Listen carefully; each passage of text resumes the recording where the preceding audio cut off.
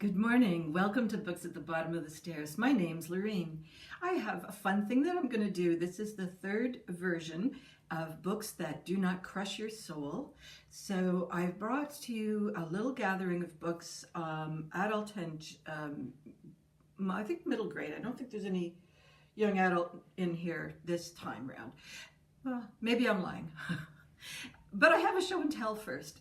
Two show and tells, yes. So last December, I think it was, I said that I didn't have much of an intention except for cleaning up the space behind me so that it was a little more pleasant. And part of that is that this, to my left is a window that's really quite nice that shines out into our storm porch.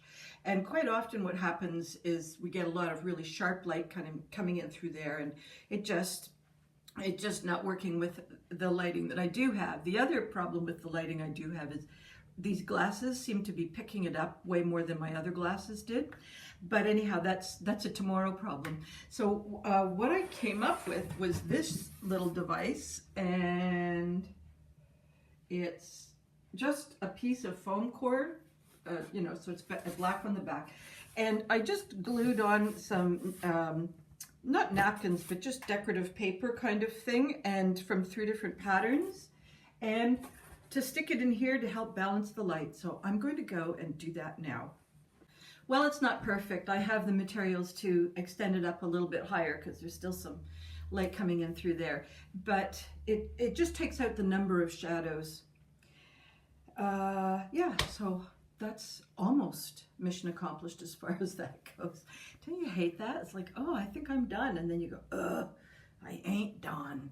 So the other show and tell I have are these beautiful anemones that we bought from a local farmer. And we were in Fredericton. I was in Fredericton with some friends for the eclipse. And we popped into a local artisan shop. And I picked up this beautiful vase. And not thinking about the background, I only thought about it. Because that's how I generally shop, is if I like a thing. Anyhow, it's more gray than I realized, and I put it where I wanted it to go, which was against a blue wall, and it completely lost. So he's a little homeless vase. Anyhow, he's holding it is holding my anemones beautifully. And so it's time for spring. And I don't know about you, but it's sort of the dangerous time of year where you think, do I need an undershirt or don't I need an undershirt? Till you put one on and then die, and you take it off and you freeze, and it's I find it a very stressful time of year, this switching of the clothes. My first book for you is Quiet Night, Think. I should say that differently because this is a book of poetry, and I think that the intention of the book is to have space between the words and the word thoughts. So, Quiet Night, Think. And poems and essays by Gillian Sze, S-Z-E. And she is originally from Winnipeg, and I believe this was published with the Montreal Press, University Press. So yes, it is exactly what it says. It is a book of poetry. There are I think there's 3 sections. I have been reading it very quietly. And my girlfriend wants it back. Congratulations to Alex. She's off to do her master's in creative writing with a focus on poetry. So I'm so excited for her. And this book is divided up into more or less 3 sections. One is her experiences as a Chinese Canadian and the language difference between... We had quite an interesting conversation on the back porch just yesterday, coincidentally, about how the difference between Canadian English and Chinese, and that, the pictograms, and we just really came to the conclusion we wanted to hear an absolute translation of a Chinese sentence, because quite often what we get is what the English ear wants to hear. And so I'm thinking, if you take the pictograms of tree, bird, fountain, is that what their sentence says? Sorry for being ignorant, but this is like a really cool question. Or does it say the bird and the tree went to the fountain? So I'm really curious about how the Chinese language actually seems to leave quite a bit of space between each pictogram, each word, and I'm not sure where verb tense comes into it. It's fascinating, and this is some of the things that Gillian brings forward in her first essay. The second one is around getting pregnant, being into childbirth, and a little bit after the child's early year. I didn't think it went past. Maybe it went past toddlers a tiny bit, but not a lot. And again, the question of maternity, I guess. The third section I'm just about to read, and I have, as I say, put space between the readings, but I am so enjoying this. And one of the reasons I'm enjoying it is that the poetry itself is very accessible. I don't have to wonder what a line of 7 adjectives and 1 adverb means. I get a real sense of what the poet is trying to say to me. And then the essays afterwards are not directly connected back to the poems in themselves, but the theme of the poetry. And I find that really interesting because I'm not being spoke at.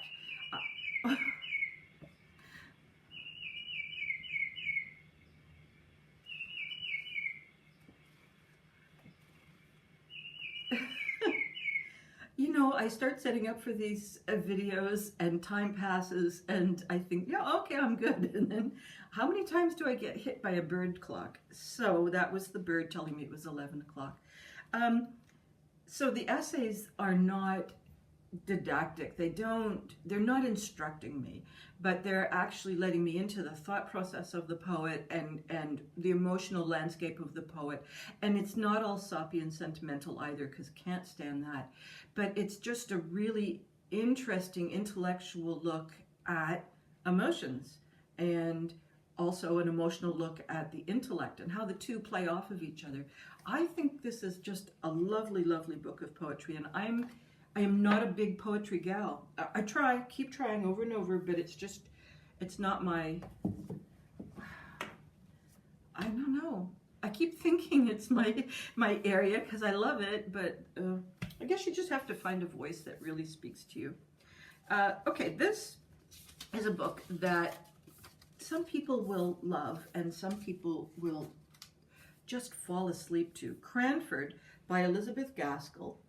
I have spoken about it before, and to me this is hilarious. It's a whole bunch of we've got a bunch of characters in the town of Cranfield, and there's a young lady who is staying with her father and meeting some of the elder ladies of the community who need a little bit of company or a little bit of help, and they've got such a strict strata of what one can say, what can wear, what can do, and so all these societal strictures can quite paralyze them, and so some of the things that are happening are just ridiculous, and so you can get impatient with them. But if you see it as funny, if you can imagine Maggie Smith playing one of the lead roles, and Judi Dench being the opposing persona, then you can start to see the comedy. So put your head a little bit into the movie screen, pick your favorite actresses, and go for it. Most of the ladies in here are elderly, and there are a couple of young people who come in, and there is the incredible invention of the train. And these ladies do not want to be on a train. It's like it's just some kind of horrible thing that's happened to society. So each chapter takes us through a little picture of anecdote of one of the different ladies, one of the younger personas, some of the men who are thinking, could this be a romantic relationship? And the ladies are like, So I thought it was hilarious, and I gave it to my girlfriend, who I think is a wonderful comedian herself, and she was so bored. And I was embarrassed. So Elizabeth Gaskell is a classic writer to us, and if that era of writing is not up your alley, don't go here. But if you like these sort of spoofy, more subtle than Mark Twain's look at little society communities, then you're going to love this. No one gets hurt. And there's a sweet shop in it somewhere along the way. All right. This one I really love, and it's one of my favorite middle reader books. The Evolution of Calpurnia Tate. And she is written by Jaqueline Kelly, who is a really, really good author. She's written for younger readers, sort of, grades 3 and 4. And then I think, because this main character is such a strong character, I think early young adults would like this, or just someone who likes a story down memory lane. It has some of the flavors of Little House on the Prairie, in that the setting is farmlands and fields and exploration, and a young girl who's able to just run with what she loves. And what she loves is, in the days you would be called a naturalist. So she loves looking at the grasses and the butterflies and the insects and the snakes, and her grandfather is an amateur naturalist. And I should say this takes place in 1899, which explains some of the stuff. So Calpurnia has been trotting along Grandpa for a number of years, and he's been introducing her to the world of nature. And it's that age where Calpurnia is being encouraged to settle down a bit more. And she's called Callie for short. Let me see. What is the conflict? I'm trying to remember. She's just expected to cook and clean and sew. What a waste of time. Will Callie ever find a way to control her own destiny? And that's the challenge. Where can she be the person that she wants to be in the face of, again, societal strictures? It's not as batshit crazy as Cranfield, but it certainly has its expectations. Now, what Jaqueline Kelly has done, there is a second one, which I have loaned to my mom, and she has also taken this book and written it into 4 or 5 little short stories where Callie bumps into, I can't remember now, I think she sort of rescues a dog. Another time she gets involved with the birth of a young foal, a horse, and just things like that. So these are the books that my mom and I turned to when she'd had her stroke. And as we gradually worked our way back into her reading skills, she really enjoyed this because she's a charming young character, but also the setting was a little bit of what she had experienced as a young girl. And just the reading was so beautiful. The descriptions and the setting, Calpurnia herself, it's just all so beautifully drawn. And I think I love Jaqueline Kelly as an author, and I keep checking for more. But at the moment she's not, which is too bad.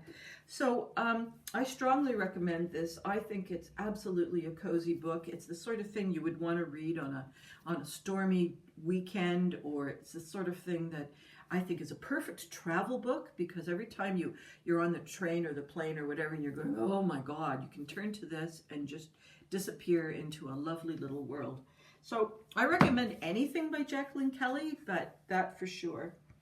All right, this one, I had kind of pulled it out somewhere along the line. There was a challenge going out about reread your favorites, or I think that's what it was. And my book club a couple of years ago read this one, A Tree Grows in Brooklyn, which I have spoken about a couple of years ago, I think.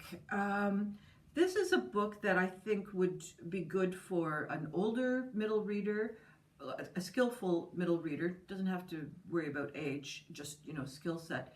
Or to me, well, I read it when I was about 14 the first time, read it again when I was in my 30s, and read it again just in my early 60s, and have adored it each time.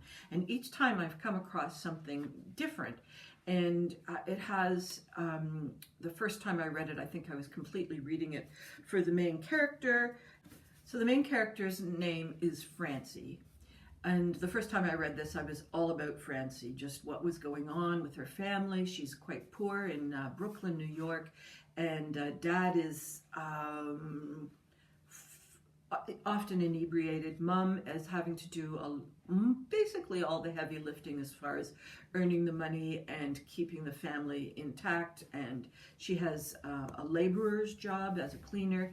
And they all love each other. There's no animosity in this book. That's another reason why I think it won't crush your soul, is that I think this is a family that is deeply in love with each other and sort of pretty compassionate about Dad's inabilities. Dad takes himself off whenever he's like really gonna run amok, and so there isn't any of that parental anger or abuse or any of that sort of thing. So he's not a happy drunk, but he's more of an absent drunk, which is a relief. So Francie, the first time I read it through, is trying to get an education, and Dad is really into that, but he's not able to really facilitate it. And so Francie has to come up with a plan B. And along the lines, I read it the second time, and I was more interested in what was happening around Brooklyn. And Betty Smith has written a beautiful setting. You really get to see the Brooklyn, New York of the 1800s. And this is what's called the coming of age book, which is not my favorite phrase. I'm sort of thinking what's better is coming into awareness phase book, because you come into age the next time, right? Anyhow, and then the third time I read this, when I was in my 60s, I realized how influential this book had been to me as a child of an alcoholic dad, and her courage and and also her mom's ability to find ways around the problems and to stick together during it was an inspiration for me back when I was a teenager. And like, I had no idea. So this has a bit of sadness in it and a bit of tragedy, but it's because of the family unit and the compassion and the courage, I think that it's really a wonderful, wonderful book. And I've read this each time I've read it in the summer, which is kind of nice because Brooklyn, a lot of this story happens in the summer. And you feel hot. You sweat along with Francie and the rest of the city. All right, two more. Excuse me. This one, The Merlin Conspiracy by Diana Wynne Jones. I haven't exactly figured out where to hold this book so you can see the whole thing. It's sort of a trilogy within itself. We've got a dad and a son, and they're in one of Diane Wynne Jones's alternative worlds. It's not taking place in England, it's in some other-ish, English-ish kind of a world. And you need to have a magician along with you when you're going on vacation, and you can go to different other worlds. And so it's sort of like a cruise ship, except you're going to different worlds. And you need to have a magician alongside you in order to protect the traveling group. And so Dad is getting kind of tired of this job. He's sort of aging out of it. And he brings along his son, who I call him Christopher Catastrophe. That's not his real name, but it sure feels like it every time something that Roddy tries to do just goes upside down and sideways. And really, we've got two, so there's these two wizards, one fairly competent and one just a hazard, and it's going all aglaze. It's the funniest travel book. If you like fantasy, if you like some magicians, if you like things that just don't line up well and you can see the humor in it. There are some people who do not find Diana Wynne Jones as enchanting, I guess, maybe. I think she's sometimes held up against Terry Pratchett, and she's got that same tongue-in-cheek approach to the worlds that she creates, but she's not quite as intense. There are fewer characters, the landscape is a little bit easier to bring on board. You don't have to do quite as much work as you would with the Terry Pratchett book. Anyway, she's one of my favorite authors, and she's since died, and so I keep coming back to some of my more favorite books that she's written.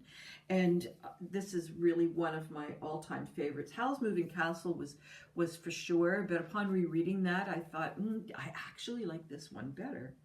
So that's for the people who, of all ages, like magic. Would it work for younger middle readers? Maybe. I don't know how much they would get out of it. Just the characters are generally adults, and so although the son, I don't know, he's probably early 20s, but he just comes along like maybe 10. You know, he's got a lot of work to do on himself. The last one is just a very tiny little thing. It's called If I Had an Old House on the East Coast by Wanda Baxter and Kat Frick Miller.